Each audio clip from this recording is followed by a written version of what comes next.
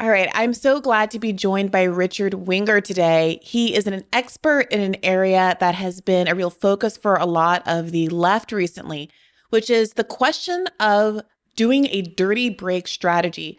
Obviously, following the disappointment of losing the Bernie campaigns in both 2016 and 2020, a lot of the left were curious about whether or not someone like Bernie Sanders should take the movement he was able to galvanize during those elections and continue to run during a general election contest.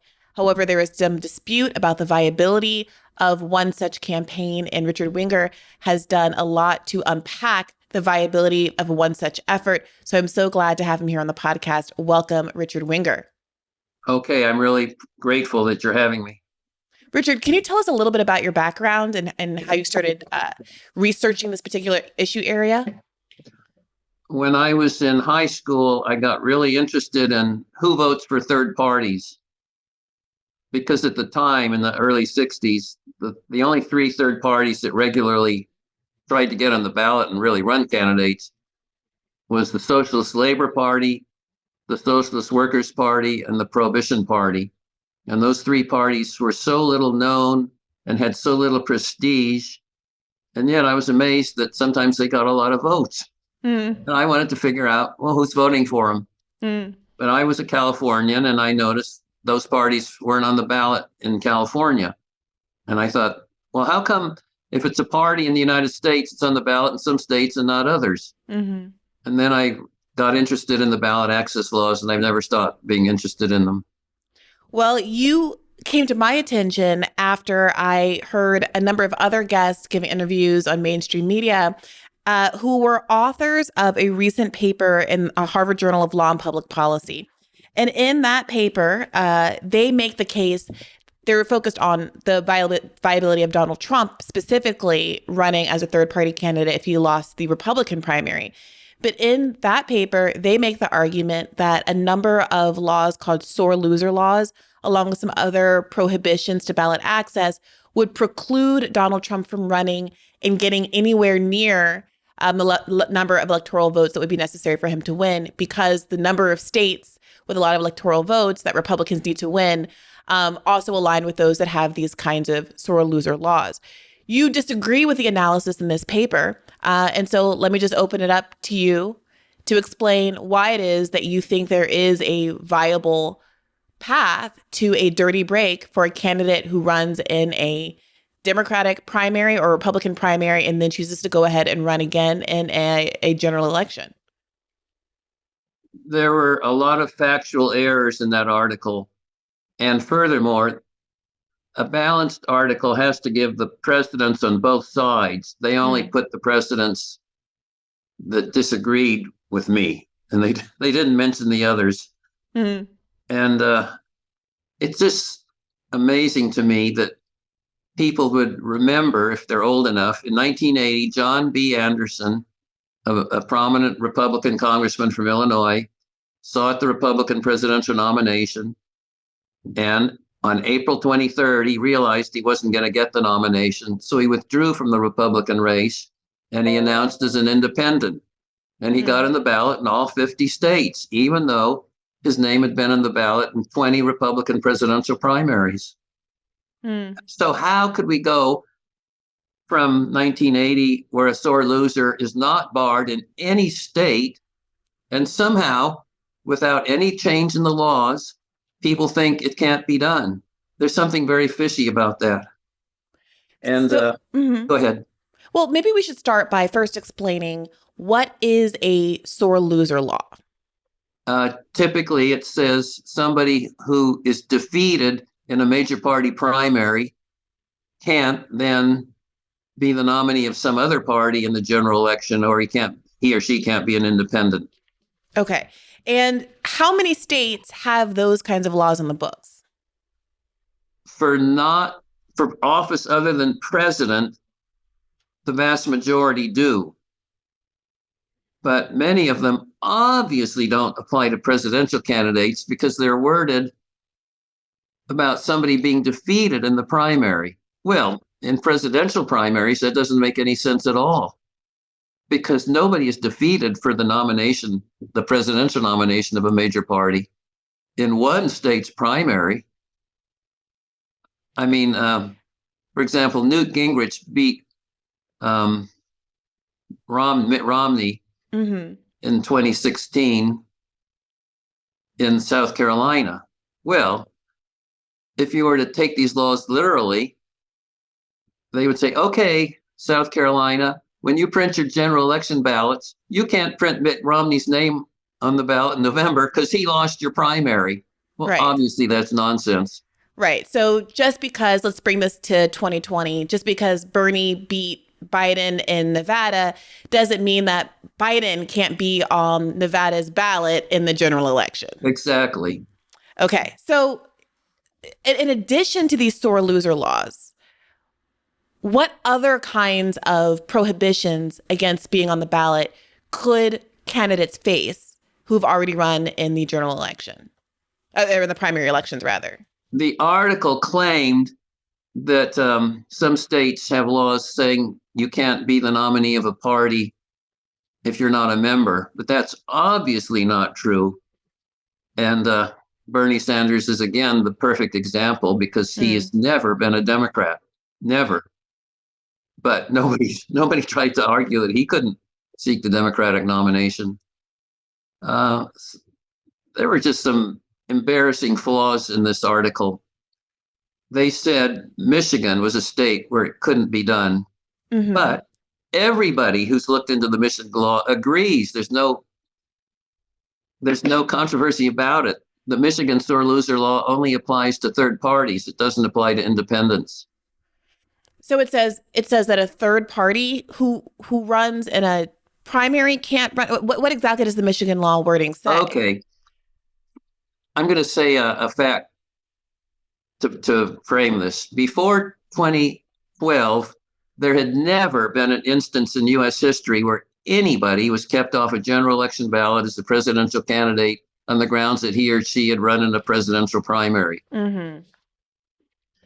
So in 2012, Gary Johnson, former governor of New Mexico, sought the Republican presidential nomination. But at the end of 2011, he withdrew. Unfortunately for him, he had gotten his name on the ballot in Michigan in the Republican presidential primary. He tried to withdraw. He was 20 seconds too late. And the Secretary of State of Michigan said their sore loser law applies to presidential candidates and wouldn't print his name on the ballot as the Libertarian, because I should have said after he withdrew from the Republican race, he went and sought the Libertarian nomination and he got it. Mm-hmm. So Mm-hmm. the Libertarian Party of Michigan sued to get him on the ballot. And the state's response was, well, he could have been an independent candidate. That's not prohibited. And furthermore, the judge who ruled against Gary Johnson claimed that there was no precedent. And he was wrong. In 1980, John Anderson had run in the Michigan Republican primary. And he withdrew, but it was too late. He was on the ballot, just like Gary Johnson. And then Michigan printed John Anderson's name on the November ballot as the candidate of a third party. It was called the Anderson Coalition Party. And the judge denied that that was true. So the judge was wrong. So 3 days later, he admitted he made a mistake. But he said, but it didn't affect my thinking. Well, so the case that the authors of the Harvard Journal of Law and Public Policy paper, what they say is that they acknowledge your point that in the past, states have allowed primary candidates to go ahead and run in a general election, despite there being sore loser laws or other laws that preclude them. And we should get into those other laws, the kind of cross-filing prohibitions that basically, or the disaffiliation requirements that basically require you to have registered as the party that you're running in the third party in the general election, rather, at a time when you were still in the primary registered as something else, so that you're constructively precluded, right? So if the filing date to run as an independent is during the primary, and to run in the primary, you had to register as a Republican or a Democrat, that those kinds of rules effectively preclude you from running in the general election. So, but the authors of the Harvard study, they acknowledge that there have been precedents in the past where states with various kinds of rules that would preclude folks from running still let primary candidates run in the general election. But their response to you is to say, well, just because it's happened before, it doesn't mean those states will make those same decisions again. There's different leadership in those states. Their boards of elections are comprised of different people. And a point that they don't make, but which I would make, is to say there's obviously concern from both parties for different reasons about candidates like Donald Trump and candidates like Marianne Williamson, RFK Jr. And given the political climate and, frankly, the amount of appetite there is for outsider alternative insurgent candidates there in this country right now, that there might be more of an effort to preclude primary candidates from running in running in the general election, precisely because they're concerned that it will have more of a spoiler effect today than it might have in the past. What do you say to that argument? Well, there's a lot of validity to that argument. When the Supreme Court changed its policy on abortion, that just proved that courts will not necessarily stick to precedent. So that is a real danger. But I've got to say, Kanye West ran as a I forgot about that. I forgot about Kanye's run. Yeah. And in 2 states, people tried to get him off the ballot on the grounds that he was a registered Republican in Wyoming. But in both the Arizona Supreme Court and a state court, lower court in Idaho, they said, no, you can't do that. You cannot do that to presidential candidates. And furthermore, in 2004, when Ralph Nader got in the ballot in Pennsylvania, his vice presidential running mate was Peter Cameo, who was a registered Green in California. And the objectors to Nader's petition in Pennsylvania said, he can't be an independent candidate. He's a registered Green. But the Pennsylvania state courts threw that argument out. So that's 3 precedents that you cannot use a candidate's affiliation against him or her. And the authors didn't mention any of those 3 cases. And they furthermore said early filing deadlines would get in the way.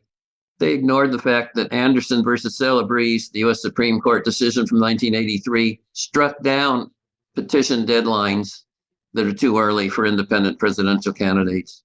And in fact, the examples they used were just nonsense. The states they mentioned as examples of deadlines being too early both have August deadlines.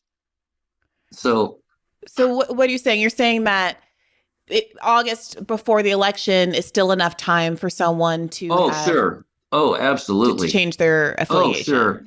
We generally know in this country who the Republican and Democratic presidential nominees are going to be as soon as Super Tuesday is over, and that's early March. Right. So what do you make about this argument that they make in the city?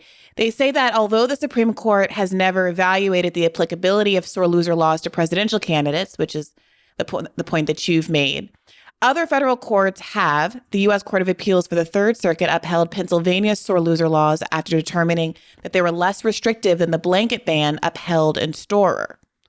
In 1996, a third party sued the Texas Secretary of State after he determined that the state's sore loser law prohibited Pat Buchanan from appearing on the general election ballot as that party's presidential nominee due to his participation in the Republican primary. The court sided with the state, applying Anderson verdict test to find that the burden the law imposed on the plaintiff was slight and was easily outweighed by the state's countervailing interest in preventing factionalism, inter-party feuding, and voter confusion.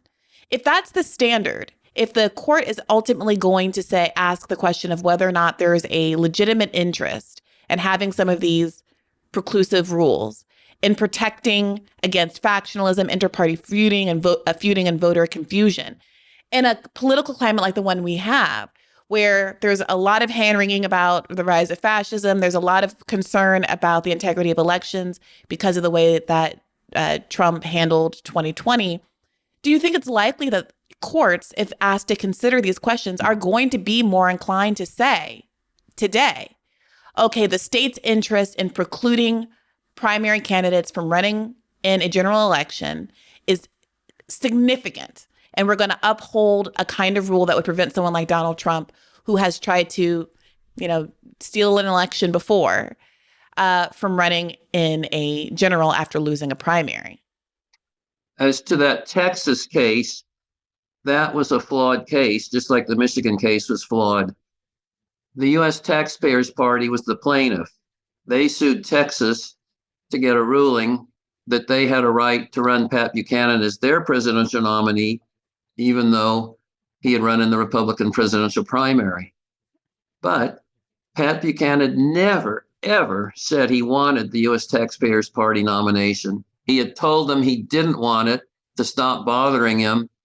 So what the judge should have done is said, federal cases you cannot have an advisory opinion in a federal court.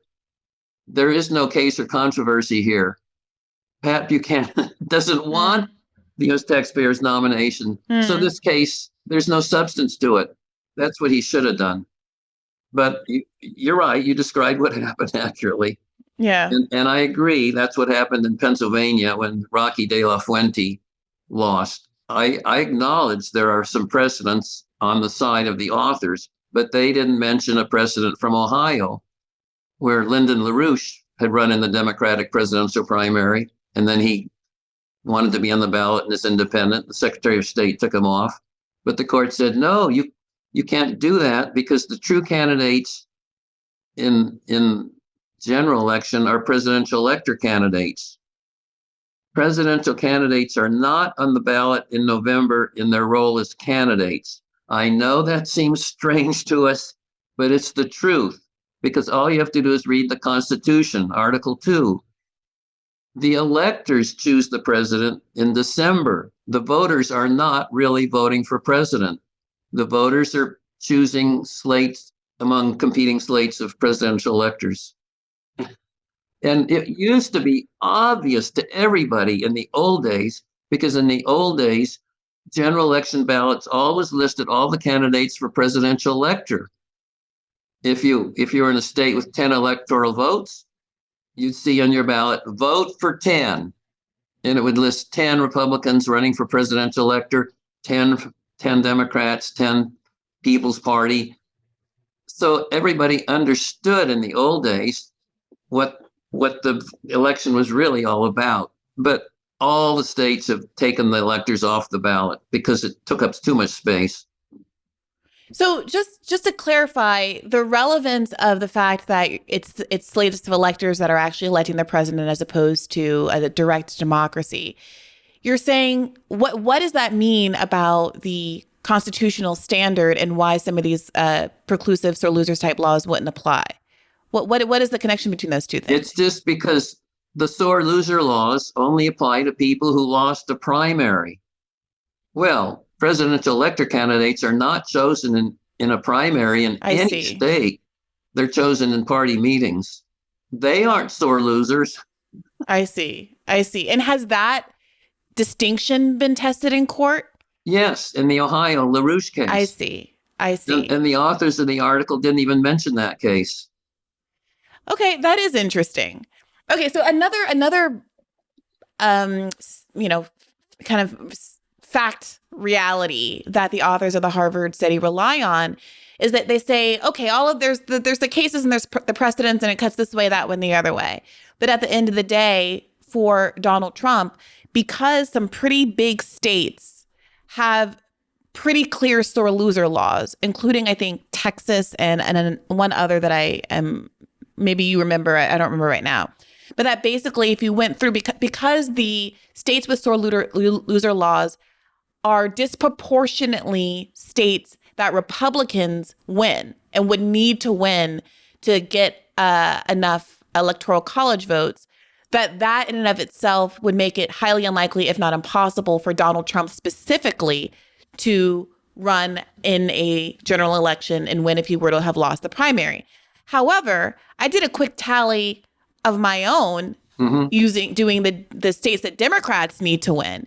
And it seems to be pretty evident that that is not an argument against a left-leaning candidate having the opportunity to run in a general election as on a dirty break strategy. Is that right? Yes, you're right. But I also want to say the person who's lost the most of these cases is Rocky De La Fuente. He lost in Pennsylvania and Alabama. So we have those two precedents, and then we have the old U.S. taxpayers precedent from Texas. Mm-hmm.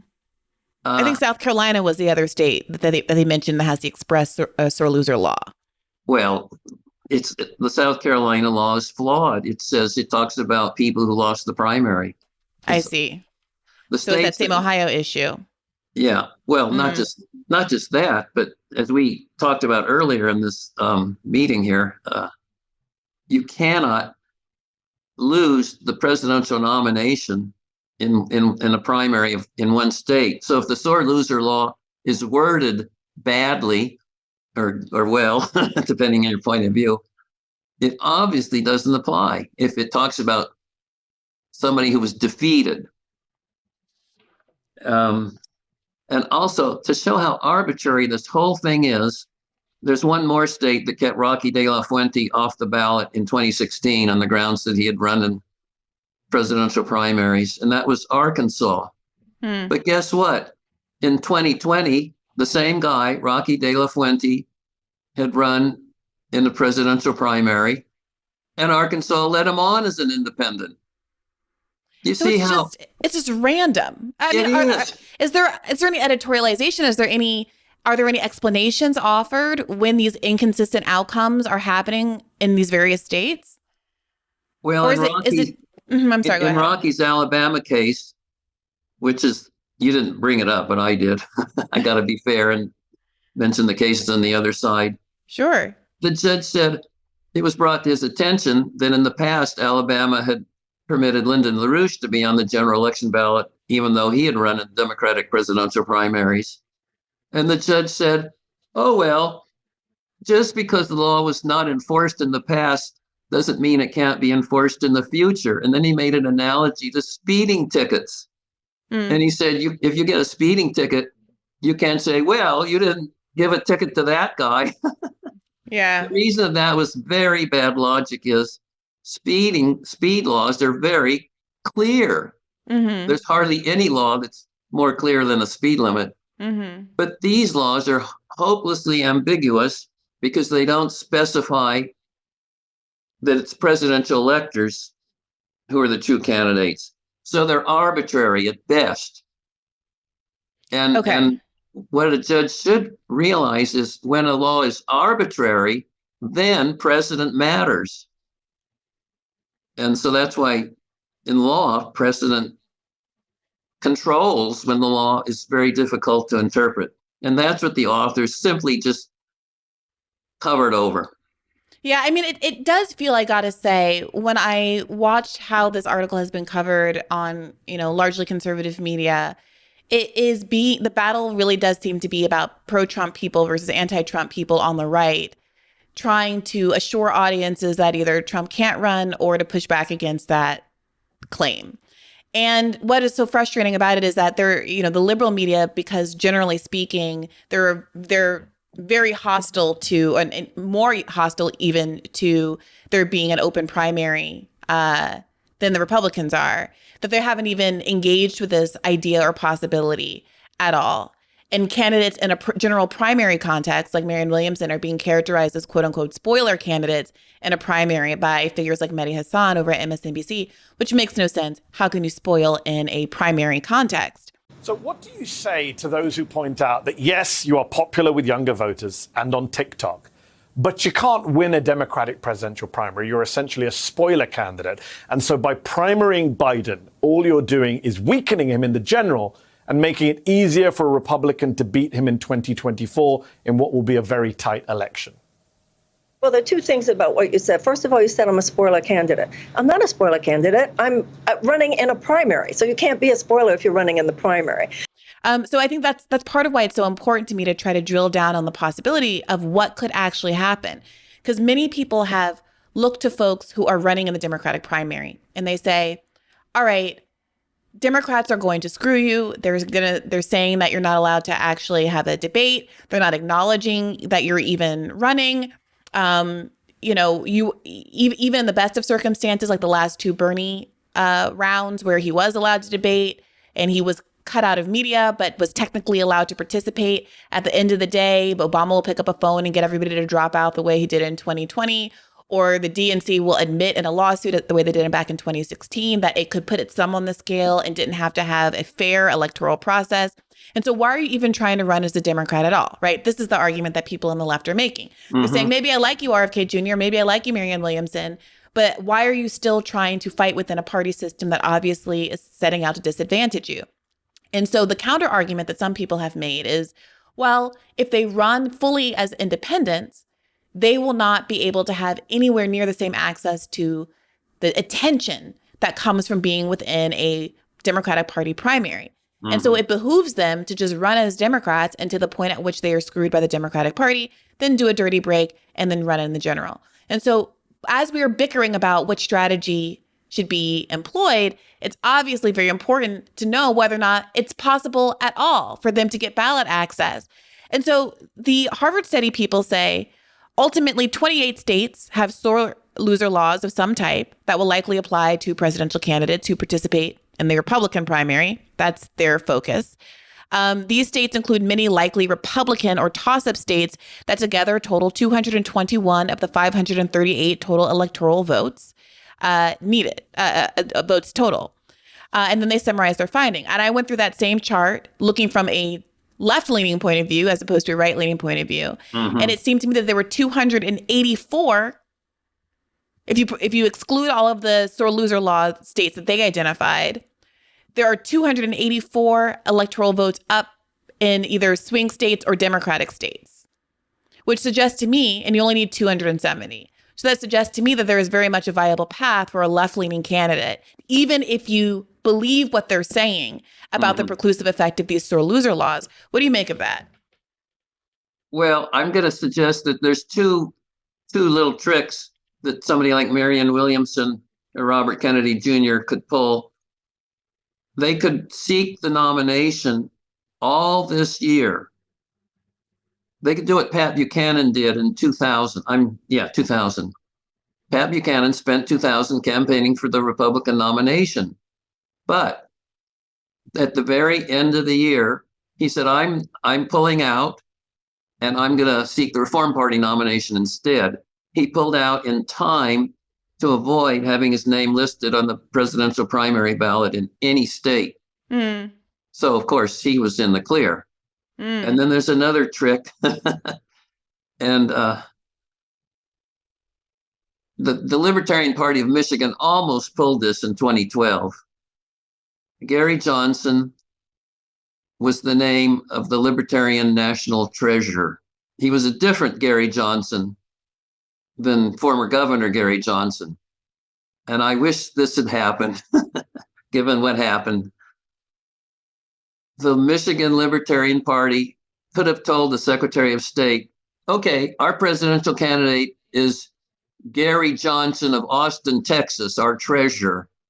And there's nothing the Secretary of State could have done about it. And okay, so then Gary Johnson's name would still have been on the ballot as a Libertarian. And people could say, oh, don't be fooled, that's a different Gary Johnson. But who would pay any attention?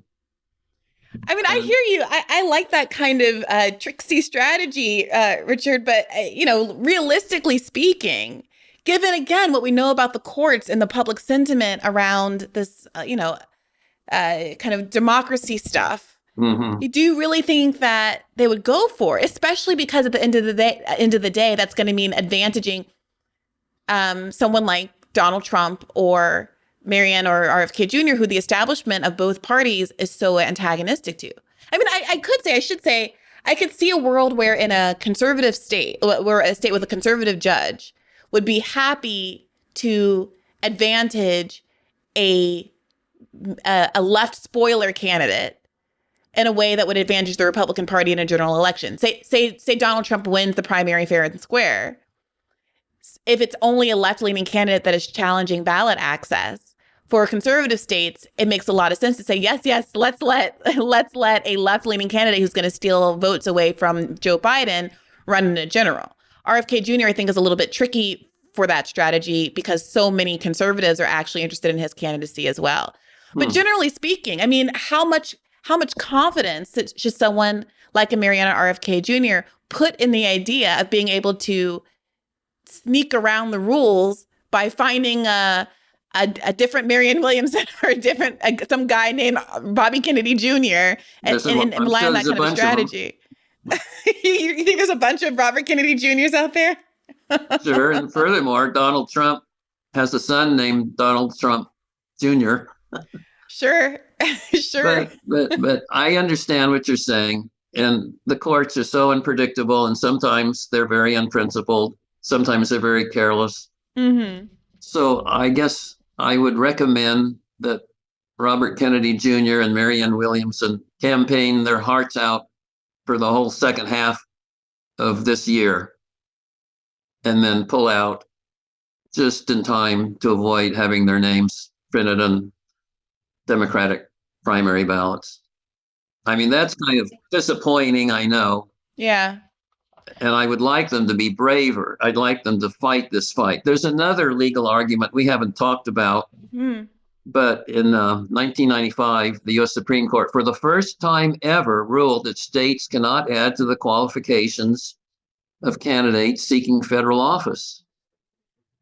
And to me, running in the primary of your party earlier in the year, that can't be a constitutional qualification. That is political behavior.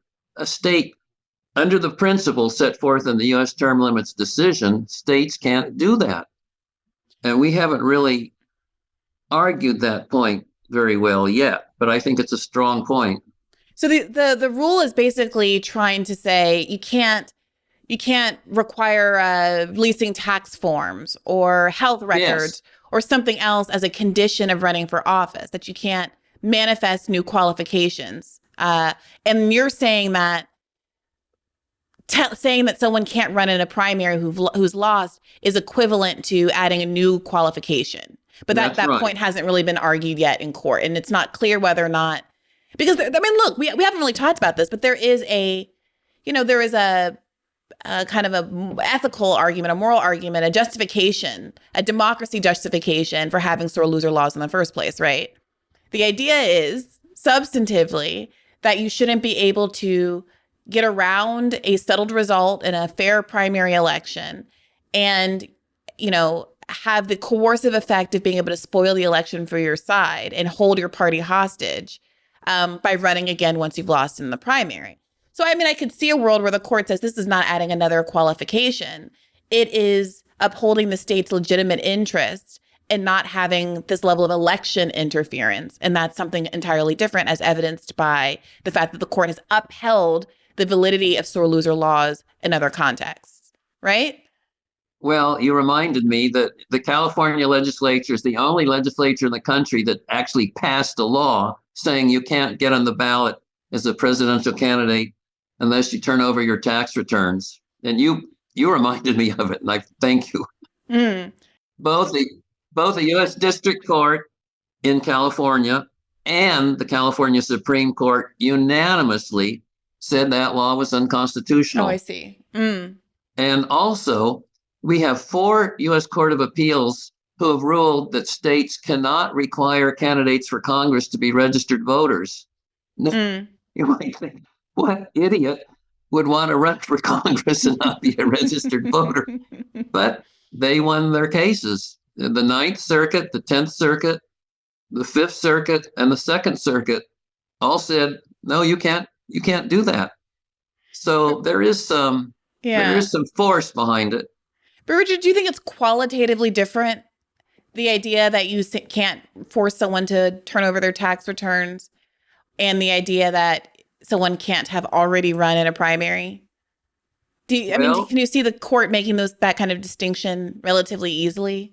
I think if it's a logical court, they can't. I mean, we have had plenty of other cases letting people run for Congress or president if they were in prison.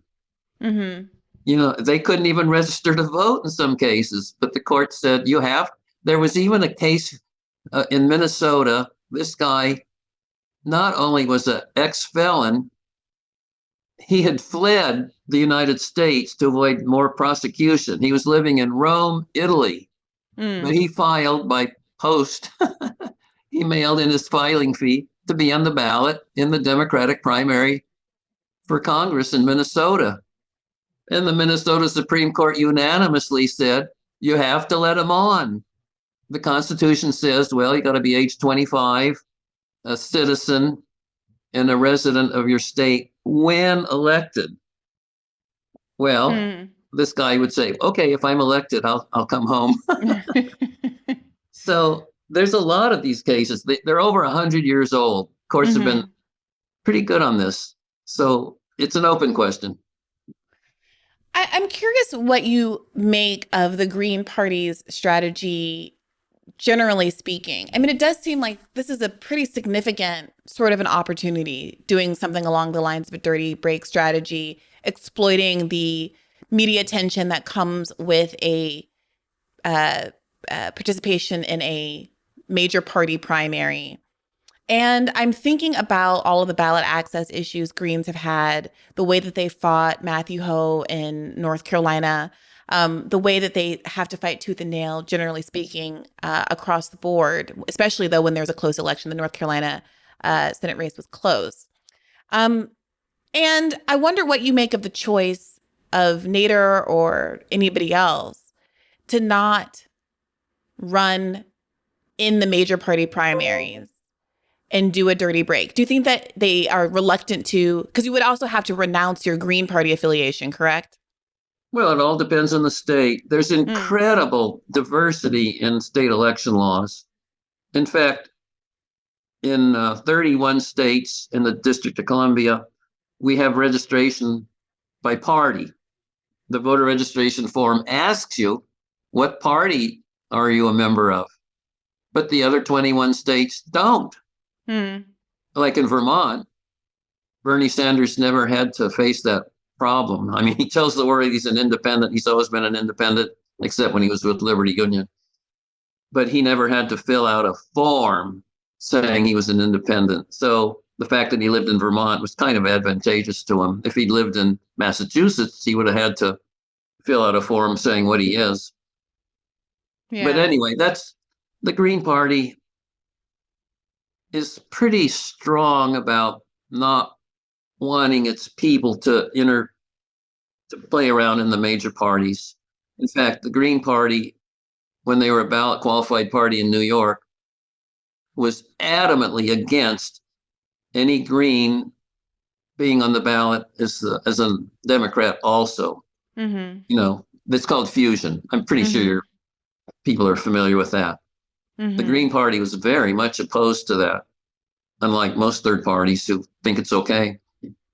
And what do you make of it from a strategic perspective? I mean, you said a little while ago that you would hope that Mariana RFK Jr. would be brave and not withdraw their names from the ballot prior to the primary voting days and go through the primary and push through. But what in your imagination is the best kind of strategic outcome for them? Say they do that and still lose the primary, but have a good showing. Let's say they combine and get like 50% of the primary vote or something significant.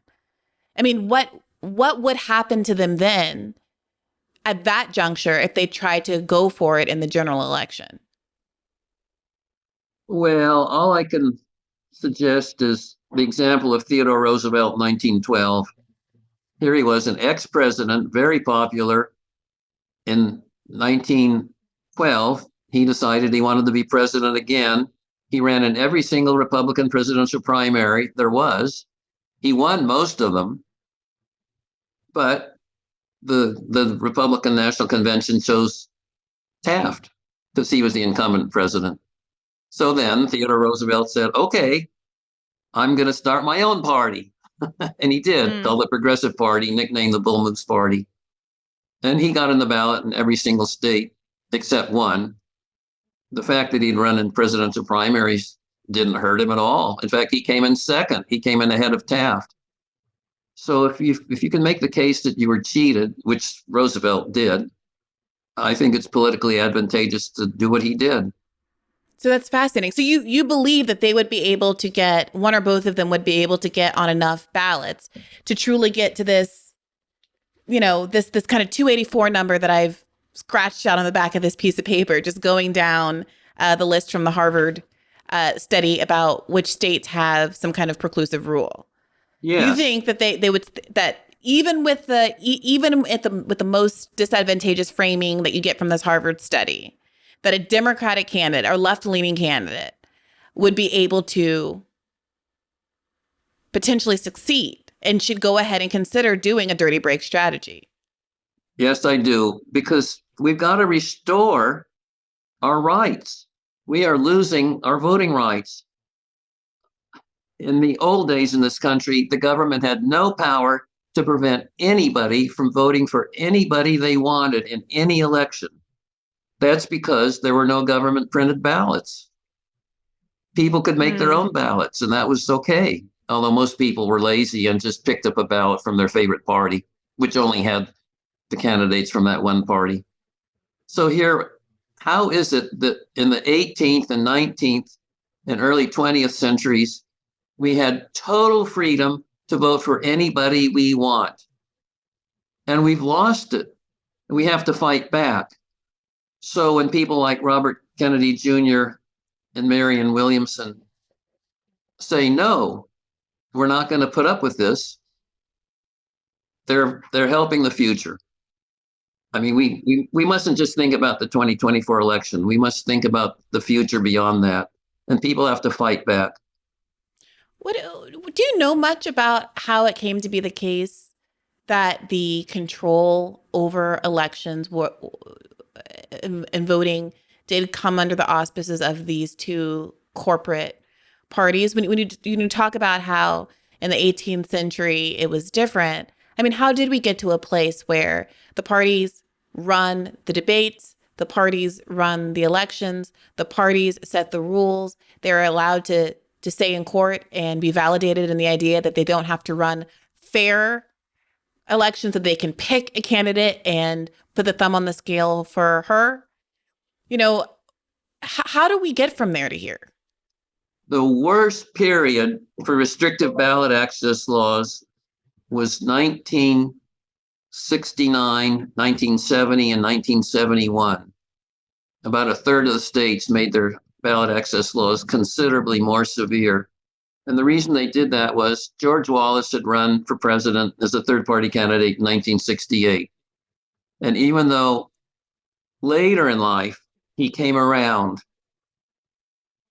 it makes me sad to think about it. He acknowledged he'd been very, very wrong.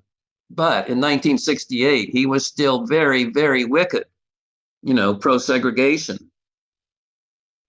So when he got a shocking 13% of the vote in the general election, well-meaning people thought they were doing something good by toughening the ballot access laws because this evil person had done that and they were going to put a stop to it. So it's true there were a lot of restrictive ballot access laws in the 30s and 40s and 50s. But the worst period was 1969, 1970, and 1971 in reaction to George Wallace. So we've been making some headway improving the laws since then, but it takes a lot of work. And I have to commend the Libertarian Party, which is 50 years old and which has been fighting more than any other organization for fair ballot access laws, and they've had some success. Well, can you speak to any of those successes? I mean, what kinds of fights should members of the audience be aware of and potentially help to contribute to in their own states? What should they be looking to change specifically? Well, just last month, the Minnesota legislature took their definition of a qualified political party, which was already harder than most states, and made it considerably harder. And that was hard to understand because Minnesota is a state with a real strong tradition of independent third parties being successful. Not only the Farmer Labor Party, but Jesse Ventura's Independence Party, which when he was elected, it was the Reform Party. It changed its name a couple times. So for a state like that, to do that with a Democratic majority in the legislature, there should have been more public outcry. Jesse Ventura himself came out of retirement up from Mexico, where he lives, and came there to testify against it. But there wasn't enough publicity about it. And next time when these bills emerge, we have to fight back harder. The same thing happened in New York in 2020. They really wrecked the ballot access laws. And the big newspapers barely covered it. How did they wreck the ballot access laws in 2020? They took the independent statewide petition, which has to be collected in 6 weeks, in which we used to require 15,000 signatures with a bunch in half the congressional districts, and they tripled the number, 45,000, without expanding the 6-week limit. And they took the definition of a political party and made it 3 times as many votes as before. They put that in the budget bill, so the legislature couldn't not pass the budget bill. Yeah, that's a strategy we've seen deployed on a federal level over and over again. Very frustrating. And also Minnesota this year, they stuck it in the budget bill. Yeah. So that people couldn't fight back against it as directly. I hate it when they take all kinds of issues and stick it into a single bill. Yeah. Okay, so was that move in New York in 2020, do you think, responsive to some political reality?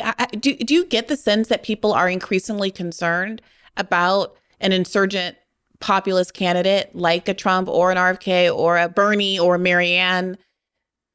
There's been a lot of chatter about dirty break stuff from the Bernie crew. A lot of people very disappointed that he declined to do that in either of his runs. Do you think that they are thinking about in those terms as they implement these laws? Or is it just a coincidence? Am I being too paranoid? It's close. What happened in 2020 was Governor Andrew Cuomo had a real grudge against the Working Families Party. He did that just to get at them.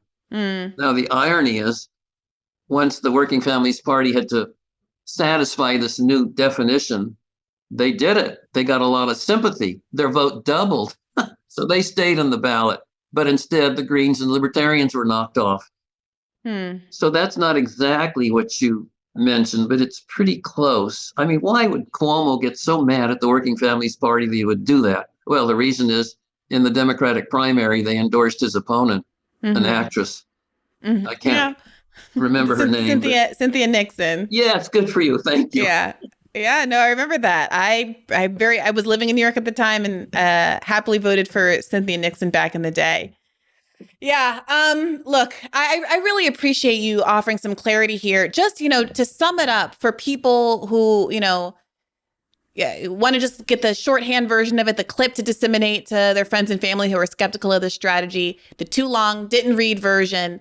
Straight up, is the dirty break strategy a viable strategy for Marianne Williamson, RFK Jr., or even potentially a Donald Trump should he lose the primary race? 60% it is viable. But why 60%?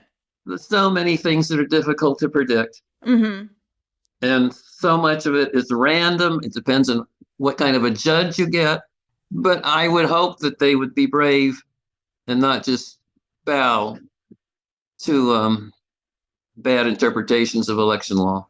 Because go ahead. Yeah, would it be helpful for activists, disgruntled voters to start talking now about these precedents in advance of any kind of legal challenges so that it's less difficult for the courts to step away from precedent? I mean, do you think it would be helpful to the extent to which there is a way that movements have historically had an effect on constraining the courts when they try to reclaim ungiven power, when they try to kind of politically turn the wheel, knowing that there's going to be a big public outlash can affect and moderate their behavior and bring it more in line with the public interest. Do you think that there is an argument that the public should be very attuned to this in the moment and start talking very loudly about, as you say, the fact that there have been only 2 states that have ever actually